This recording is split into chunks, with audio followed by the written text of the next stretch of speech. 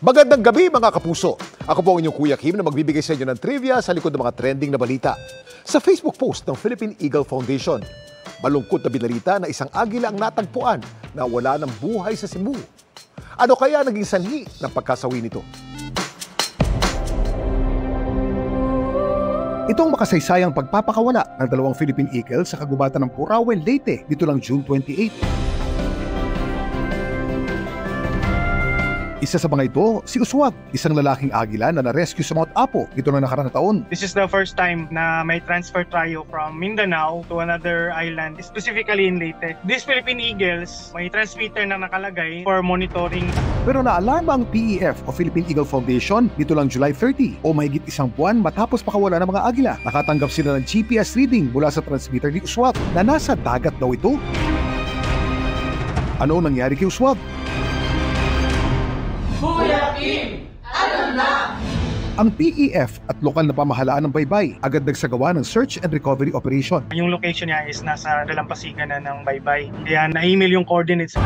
Ang kanilang paghahanap umabot hanggang Barangay Kawit sa Pilar, Cebu, kung saan nila namata ang palutang-lutang ang mga labi ni Uswag hapon nitong August 3. Nung nadatnan natin, nasa postmortem stage na siya, decomposing na. So estimated based sa necropsy na sa mga 4 to 5 days na siyang naaagnas.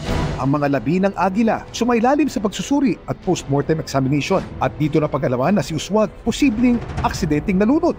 We're looking on that possibility also dahil dun sa constant yung hangin at maulan. Kasi they need thermals to fly, no? These thermals exist in terrains, mountain, lands. Yung Philippine Eagle, hindi sila nagpa-flap. So kung mag-flap sila, energy consuming hanggang wala siyang makitang perch.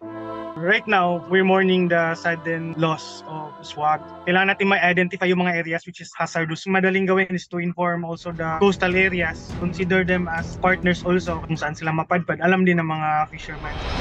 Pero hindi raw ito unang kaso ng aksidenteng pagkalunod ng isang Philippine Eagle.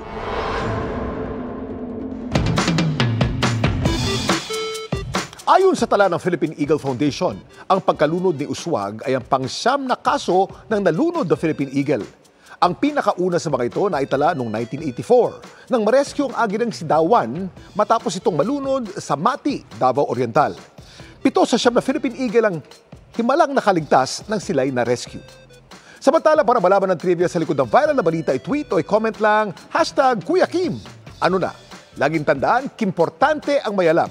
Ako po si Kuya Kim at sagot ko kayo 24 oras.